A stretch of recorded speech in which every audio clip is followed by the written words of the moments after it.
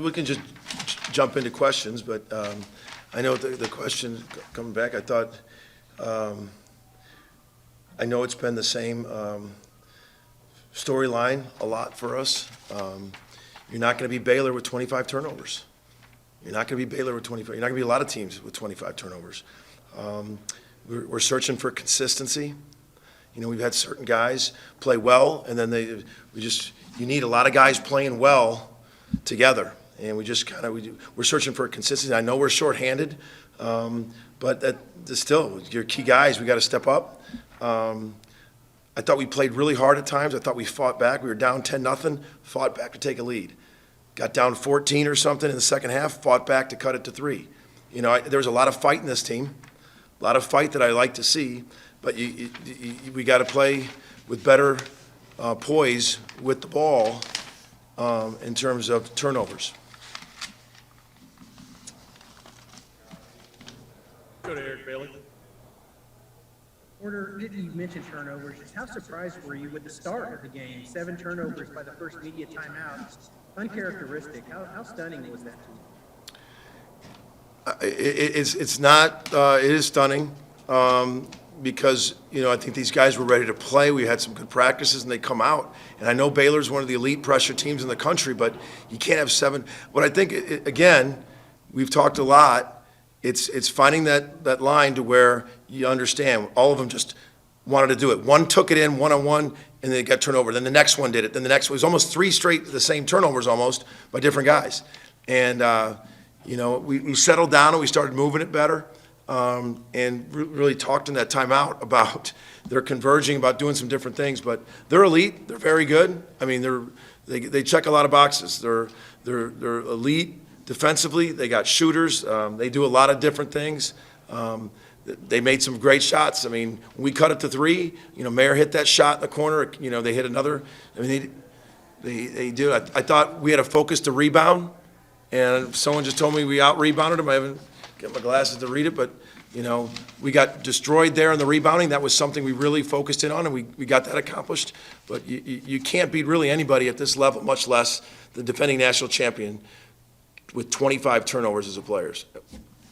You know, one possession doesn't make an entire game, but can you just describe to us what happened during the sequence when Tanner picked up the technical and it was followed by the review?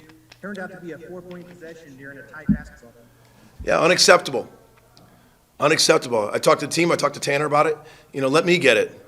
Officials have a little bit longer rope with the coach than a player. So he knows it. He just apologized to the team and us. You can't do that. Remember, I mean, you can't just scream at the official, no matter what it is. And that was those are key moments when you're coming back. And it turned out to be a 4-point possession. So learn from it, grow from it. Nobody cares more than Tanner, but he made a mistake, and you know, having a teaching moment. Porter, thanks a bunch. Appreciate your time. Opera's Billow. Porter, you said going into the game you felt good about the team's spirit, the way they were practicing. What about after the game? How is this not going to linger? Like, what's the key to trying to stay positive and being able to bounce back? Well, I think it starts at the top with me. It literally starts at the top with me. I mean, for me to come in every day fighting, clawing, being prepared. You know, being prepared for practice, being prepared to beat West Virginia, to come in. I mean, so it starts with me, my coaches, and then the leadership group, those first 5. They got to come in. There's definitely fight in this group. But there's also a big part of getting better and consistent. We had a couple guys who had really good performances against Kansas, and some didn't. And then we come around. We've got to get some consistency to play in the number 1 conference in the country. But you know, to not get down, you know, I don't think you looked at the game and said, man, they didn't play hard. Like, I thought the guys played extremely hard. I mean, there's things we did defensively, held them to 32% in the first half. You know, after they got started out by 10-0. I mean, it was 10-0, and then they ended up with 21 for the half. So the rest of the half, they scored 11. And so, like, I think we did some really good things. You know, but it starts with me. There's gonna be no quit in this team to fight. We're searching. We'll find it. We'll get better.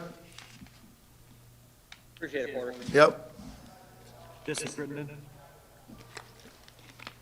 Hey Porter, I appreciate your time. You kind of mentioned earlier it being kind of a same story for you guys over this stretch. And, you know, just like the Kansas game, you guys fell down early and made a run to get back into the game, and then just lost in the end. Is there any way to get off to better starts? Is there something you're noticing, over these last couple of games, or is that just the way the game is played? I didn't think we got off to two good starts here at home. I thought TCU, we got off to a great start. We started out like 10-0.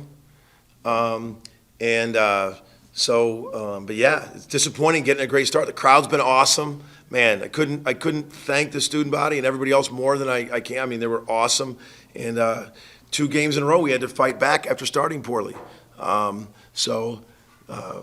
We've had some great starts. I mean, we've had games where we start out 10-0, 13-0. So we've had some great starts.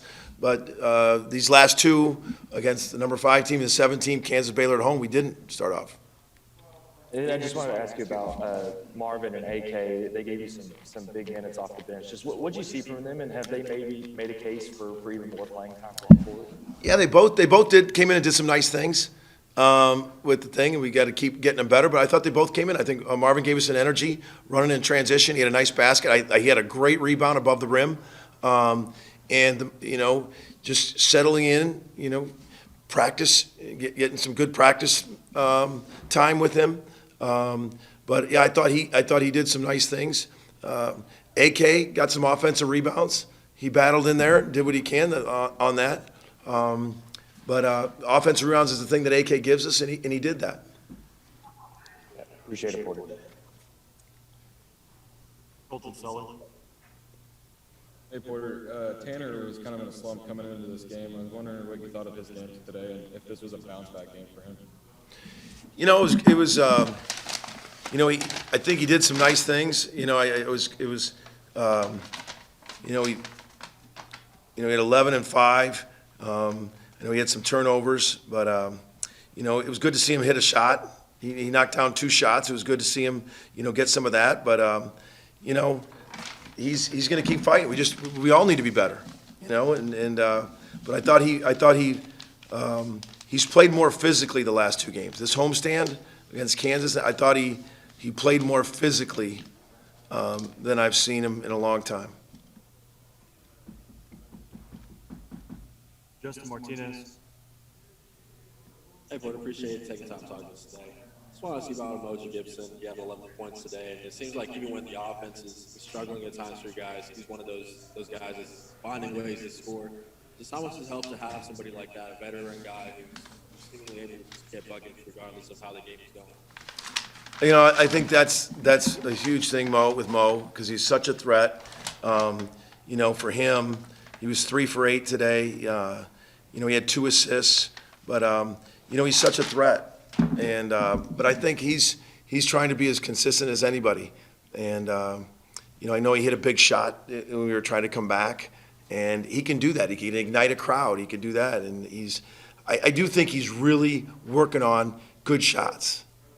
And I think that's something that he's done a good job with. But we got to continue. I thought he had a couple good looks today. He was 3 for 8. He had some good looks. It's 9 points on 8 shots from 3. So analytically, you take it. But I think he's been really working on it to do things. We want to keep getting him more shots because scoring at times is a problem for us. And he's got to be one of those guys. Appreciate it. All right, got time for a couple more. Joey Helmer. Yeah, you addressed it quite a bit, so I'll try to ask it a little bit different way. But with the turnovers, do you feel like you're getting the flow that you want offensively? Do you feel like they're mostly careless turnovers, or how would you characterize them within your offense? Yeah, that's an interesting. It's an interesting way to say it because Rick Majerus used to say there's turnovers out of commission and omission. Like careless, it means you're omitting your fundamentals. I thought we had a number of careless ones. We're continuing to do it. I think just driving in, like when 3 guys are converging and continue to try to do it. We had so many driving into like 6 hands, and it knocked it out, fell off us. You got to kick it. You got to play off 2 feet. You draw 3 guys, you got to kick it. We talked about that. So I would say it's we've got to value it. And you need better guard play and it's in the post too. Tanner had another turnovers. Again, I think a lot of it is they want to do so well, and we're just. It's really a tough part of our where we're at right now. These turnovers. Okay, last one for Coach Grayson Blaylock. Hi, Coach. You referenced the Tanner technical, but I was just curious as to your thoughts on the play that led to that, where the replay showed it looked like Meyer kneed him in the face. I have not seen it yet. Everybody that has told me felt they disagreed. The official said he looked at it, said it wasn't flagrant, so that's all I can go by. I haven't seen I'll give my opinion when I look at it, but I have not seen it yet. I've just walking up here, some people were pretty upset, saw him, but I have not seen the play yet. Okay, and then one other question. Y'all only had 7 assists tonight, so does that time with the turnovers and how y'all weren't able to pass like you usually can? Absolutely. It starts, I think Bijan and Jordan are 2 of our better assist guys, and they had 10 turnovers, and I think we're counting on them a lot. We're going to keep going to them, and, but I think it's a byproduct of it.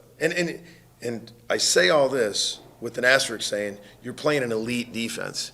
You're playing the defending national champions, who are the top defenses in the country. So it's not like we're talking about we did this. I mean, a lot of the credit to the turnovers goes to Baylor. I mean, a huge part of it.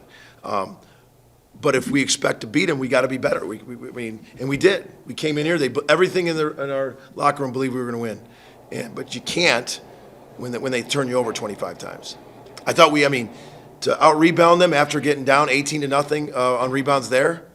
I mean, to me, that was a positive sign that we can rebound, with one of the best teams in the country rebounding. But yeah, we got to take care of that ball.